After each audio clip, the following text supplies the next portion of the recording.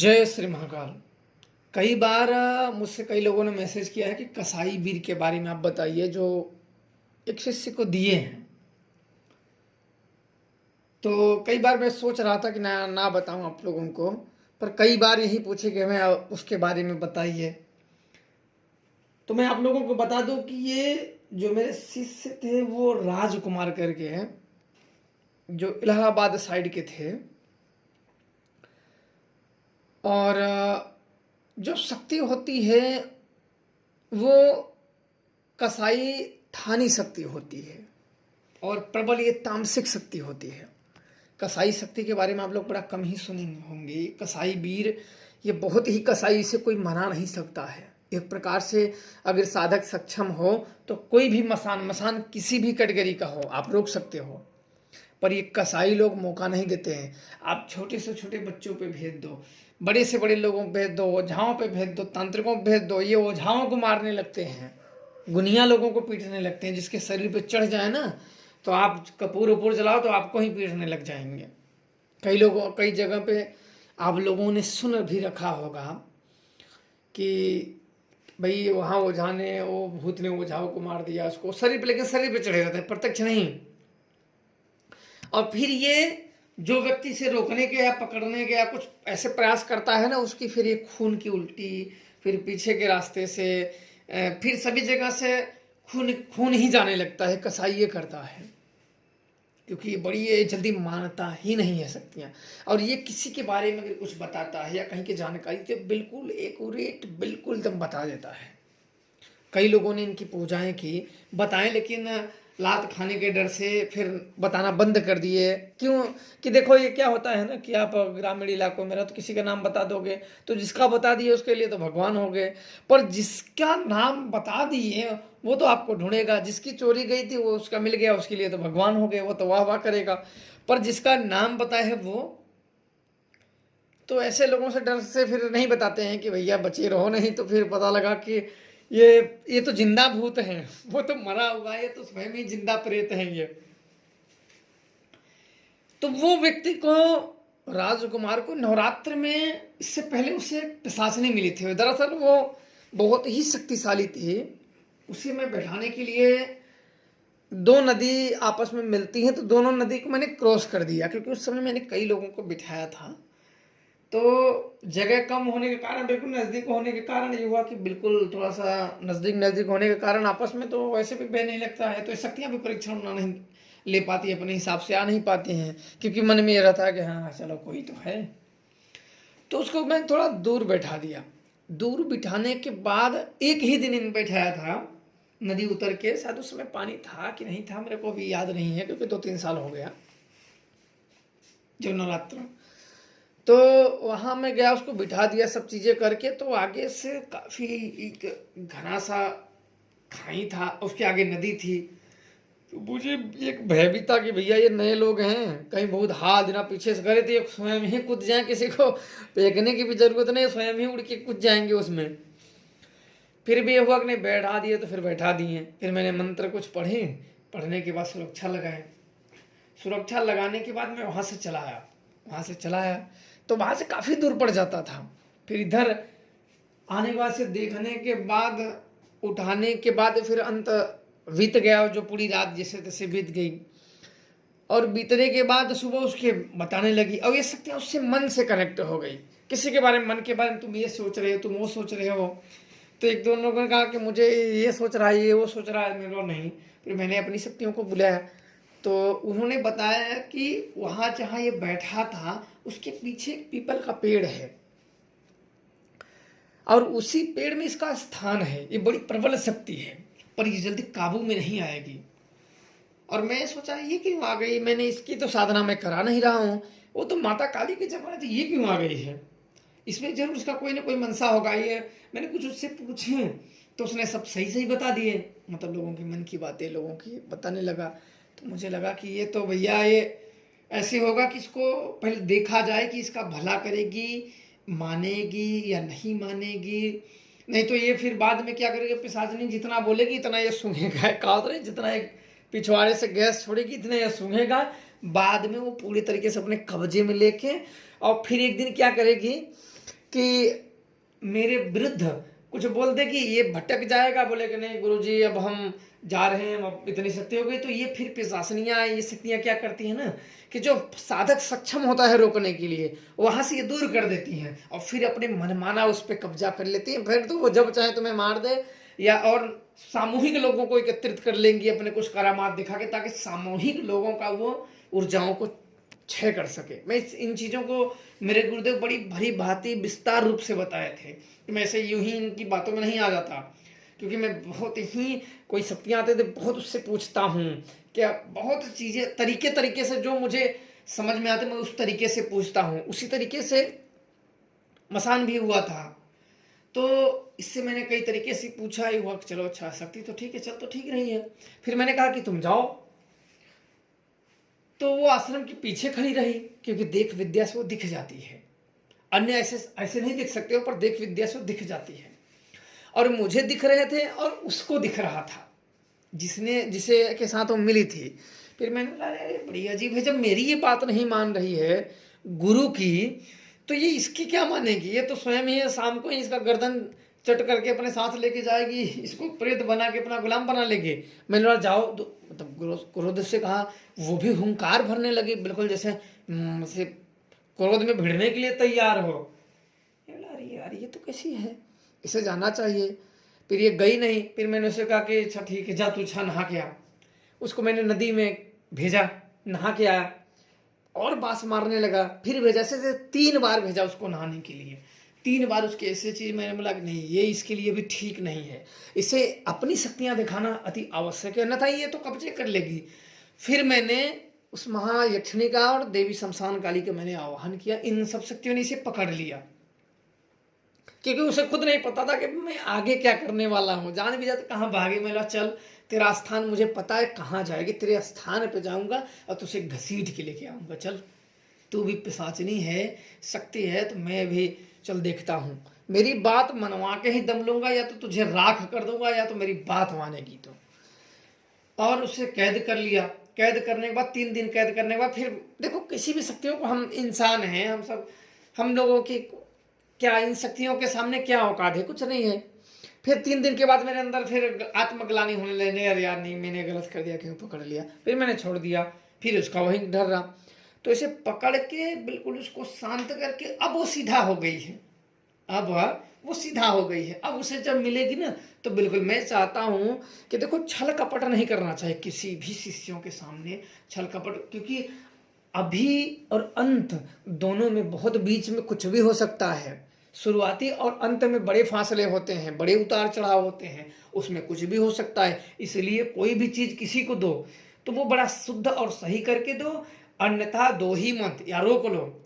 तो उसे फिर नवरात्रों में बिठाए, आई तो सही बिल्कुल वो बेजाम के तरीके से आई। ये हुआ कि नहीं अब ये चैत्र नवरात्र में ही सिद्ध होगी, अभी इसके बस की बात नहीं। और एक अभी तक मैं आज अभी तक डेट में मैं बता दूं कि वहां बैठाने से एक भय हमेशा लगा रहा था, क्योंकि वो अपने जैसे होता है ना एरिया, अपना अपना जो थान एरिया होता है ना, वो अपने एरिया से बाहर हो जाता है। और मुझे और शिष्यों को जब इधर बैठा देते हैं तो मुझे आना पड़ता है, और वो वहाँ अकेला ही सबसे दूर, कि मर जाए ना तो फिर पता भी नहीं चले। तो कई रिक्स लेने पड़ते हैं सिखाने के लिए, बहुत ही रिक्स लेने पड़ते हैं। वैसे ही एक वाकया में आप लोगों को पता मसान के साथ हुआ था, वीर मसान के साथ। एक बार ऐसी घटना घटी कि इसे कुछ बात होने लगी मसान के बारे में। तो फिर मसान आया हुआ था, फोन पे बात होने लगी, तो मैं ऐसे ही बात फेंकी, मैंने उसको जांचना चाहा मसान को। मैंने बोला मसान मैं तेरी साधना करूँ तो कितने दिन में आएगा? बोला 20 साल या 20 या 22 ऐसे बोल दिया था। 22 साल साधना करोगे तब मैं आऊंगा, क्योंकि मैं देखो कोई भी जानकारियां सदैव एकत्रित करता रहता हूँ, जो ठीक लगा वो लोगों को बता देता हूँ। कुछ भूल जाते हैं, कुछ याद रहती हैं, और जो मुझे याद थी आप लोगों को मैंने बता दिया, ताकि लोगों को अगर कुछ समझ में आए, जानकारी मिले तो उनका ठीक है। बाकी जो गुप्त ज्ञान रहता है वो तो कोई बता ही नहीं पाएगा, वो आप मुंह से बोलते जाओ भूल जाओगे। मुंह में जब आप बोलने का विचार करोगे तभी आपके दिमाग से ही निकल जाएगा। तो उस समय पे जब उसने कहा, मैं भी उस समय पूजा पे ही बैठा था, जब मैंने कहा कितने, तो उन्हें 22 साल। मैंने बोला रुक रुक ये कौन है, ये तो कुछ इसमें झोल है। मैंने तुरंत ही देख विद्या लगाई और सुजान ने वो दृश्य मुझे दिखाए, वो दिखाया कि 2 नदियाँ और एक आगे से 3 नदियाँ जहाँ मिलती हैं वहाँ एक खोपड़ी मुझे दिखाया। बोला ये वहाँ का प्रेत है, इसको मार के फेंके हैं और वहीं इसकी हड्डी, पानी कम होने के कारण वही इसकी हड्डी लगी हुई थी। अरे मैंने बोला ये है, और इस मसान के भी साथ यही हुआ था। जब मैं मसान को खिला रहा था ना, ये मसान भी मेरी बात नहीं माना था। रात को लेके भाग गया था, जिसके ऊपर जिसको मैं सिखा रहा था, रात को ही लेके उसे भाग गया था। और उसको मैं बोल रहा हूँ जाने के लिए, पहले तो नाम ही नहीं बता रहा था, बहुत दिन 4-5 दिन तो नाम जानने में लग गया। अंतिम में वो अपने मुंह से नाम नहीं बताया, मुझे अपनी शक्तियों से देख के कहना पड़ा कि तू ये है। फिर अपना नामकरण करना पड़ा उसका, क्या तू ये है। तब वो जाके हाँ हाँ हाँ, तभी भी बात नहीं करता था। फिर बोला कि चलो कोई बात नहीं है, तो काम कर, मदद कर इन सब का। और क्या, लोग लोग जो दूर भटक रहे हैं बेचारे, उनका मदद कर, सेवा कर, उनका भी इनका भी सबका भला कर। तो उसको भी मैंने कैद किया। मसान को भी जब सुजान ने कहा कि वहाँ का वो प्रेत है, अभी मसान के नाम पे छल कर रहा है, मैंने उसे भी तुरंत शमशान काली का आवाहन किया और शमशान काली ने वीर मसान को तुरंत ही कैद कर लिया। मसान सहित पकड़ लिए थे उन्हें। मैंने बोला जब तक, क्योंकि मैं लोगों के सामने तभी रखूंगा जब तक शुद्ध ना हो, क्योंकि कपट नहीं करना चाहिए। भक्ति भजन में, शक्ति साधनाओं में कपट नहीं, क्योंकि सामने वाला नहीं जानेगा, लेकिन अपना अंदर आत्मा तो जानता है कि भैया ये कपट है। तो इसलिए कपट भाव कभी भी नहीं रखने चाहिए। अब कपटी मन से सदैव आदमी का सर्वनाश हो जाता है। तो इसलिए उस समय पे मैंने रोका। रोकने के बाद तो मैंने कुछ और मंत्रों पे विचार किए, कुछ और मंत्रों पे विचार किए। विचार करने के बाद मुझे कुछ कई चीज़, क्योंकि मंत्र भी वो स्थापित हो गई थी, क्योंकि इन्हीं लोगों के कारण कई लोगों को जब मंत्र दिया गया तो उसमें मसान भी आते थे, भूत भी आते थे, और लोगों ने फिर गलत इस्तेमाल करना शुरू कर दिया।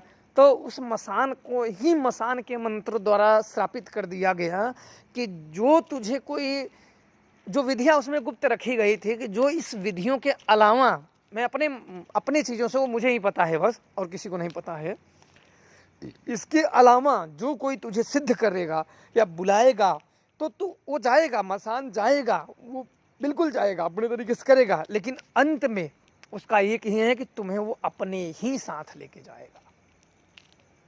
उन नियमों का पालन अगर ना किया जाए, बाद में मैंने नवरात्रि के बाद उन नियमों को मैंने वापस से मसान को बुलाई, कई पूजाएं की, कई जब शिष्य लोग कई हजार दीपक जलाएं, तो उस समय पे कुछ उसे सही करने का मेरे अंदर विचार है, क्योंकि हम शक्तियों को इतना हम नहीं कर सकते हैं, हम भी इंसान हैं। तो मुझे फिर वो लगा कि इसको फिर सुधारना चाहिए। तो उन चीज़ों को सुधारते सुधारते कुछ बीच का रास्ता उसमें निकाले हैं। मंत्र को श्रापित हो गया है, और श्रापित वो शक्तियाँ ही स्वयं काम करती है। इसलिए जो नियम बताए गए हैं, और कोई मंत्र अगर श्रापित हैं तो उन श्राप के दायरे में से बाहर ना जाए, कि वो लग जाए, ऐसी चीज़ कभी नहीं करनी चाहिए, अन्यथा श्राप कभी नहीं जाता है। जब श्राप लग जाते हैं ना, तो उसे कोई काट नहीं सकता है। कहते हैं ना कि श्राप और आशीर्वाद, ये दोनों कोई विफल नहीं कर सकते हैं। फिर ऐसी घटनाएं घटती हैं जब इन नियमों को तोड़ा जाए। और इसके बाद राजकुमार को मैंने दिया पहलवान दिया था, और उसके साथ पहलवान भी और कसाई भी, और शमशान काली का भक्त तो था ही। और मैंने उसे चेताया भी था कि तुम किसी की बुराई के लिए, किसी का नाश करने के लिए, चंद पैसों के लिए प्रयोग मत करना। मैं ये नहीं चाहता कि चंद पैसों के लिए ऐसे बुरे काम किए जाए जिससे किसी भी परिवारों का जीवन छिन्न भिन्न हो जाए। चलो आपने उस शक्तियों को चला दिया, तामसिक शक्तियों को चला दिया, और उसके जीवन में उतार चढ़ाव, उसके घर में धंधा, रुपया, पैसा, बीमारी, मरना, लाइलाज बीमारियां हो जाना, ऐसे लग जाना, कितना दुख भरा काम होता है। मेरे को सोच के ही बड़ा ख़राब लगता है। मैंने कहा कि तुम मेहनत करके कमा लेना, पर ये पैसे के लालच में किसी का दुरुपयोग शक्तियों का मत करना।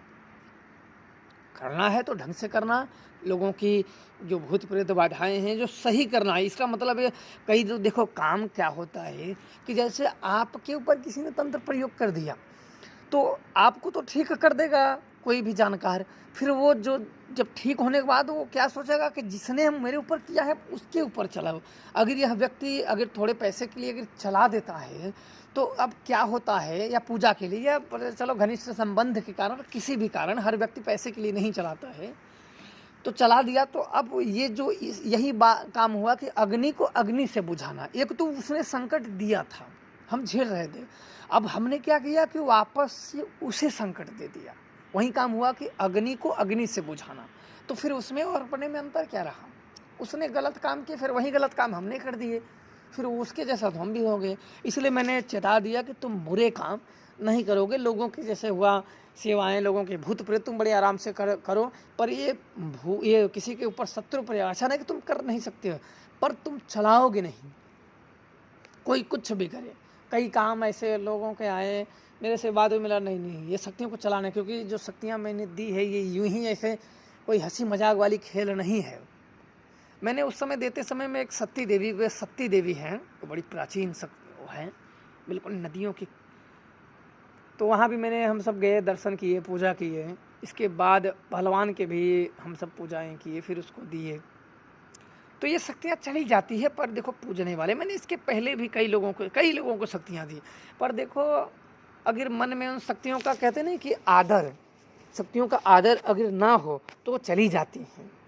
मुझे बात याद आ गई कि इंसान की फितरत भी अजीब है, ना मिले तो सब्र नहीं करता, और मिल जाए तो कद्र नहीं करता। यही होती है कि अगर कोई चीज़ करना चाहे तो अगर उसे नहीं मिलती है तो उसकी सब्र ही नहीं करता है, और मिल जाए तो वो कद्र नहीं करता है। तो मैं ये नहीं चाहता कि मेरे शिष्य ऐसे दुर्गुड़ी शक्तियों में ऐसे दुर्गुड़ी काम करके और अपने ऊपर पाप लाद ले। मैंने ये कहा कि जो अगर तुम्हें आँख दिखाए या तुम्हें कुछ करे, उसे तुरंत चला दो, उस पे ऊपर उससे 100 गुना उसको दंड दो, ताकि उसके हिम्मत नहीं, उसके सदा के लिए साहस तक टूट जाए।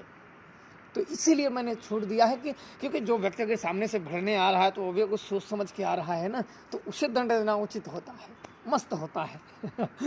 तो इसलिए सदैव ऐसी शक्तियाँ अगर किसी को भी मिल जाएं तो बिल्कुल पहले शांत हो जाएं, समझे, उनकी पूजाएं आराधना करें। मैंने भी दिया, मैंने भी सिर्फ पूजा आराधना पर लगा कि तुम अपनी पूजा करो, उनसे जुड़ो, उनकी कृपा प्राप्त करो, उनका आशीर्वाद प्राप्त करो। ऐसा नहीं कि फिर इधर से पाए हो उधर बांटना शुरू कर दोगे तो फिर पता लगा चट कर जाएंगे लोगों का क्या है, जहाँ मिले वहाँ तो शीश गिरा देंगे, नहीं मिला तो गए। एक शीश कितने जगह पे गिरता रहता है लोगों का, शीश गिराते गिराते शीश की कदर चली गई। एक जगह गिरा लो, 2 जगह गिरा लो, 4 जगह गिरा लो, हमेशा नहीं। तो आराम से अपने करिए और इन शक्तियों को देखो। कोई भी शक्ति अगर धारण करो तो बड़े सौम्य हो जाओ और बड़े शांति से हो जाओ, ताकि आप उन शक्तियों का गलत इस्तेमाल ना करो। बाकी आप लोगों की जैसी मर्जी, खुश रहें, प्रसन्न रहें। जय श्री महाकाल।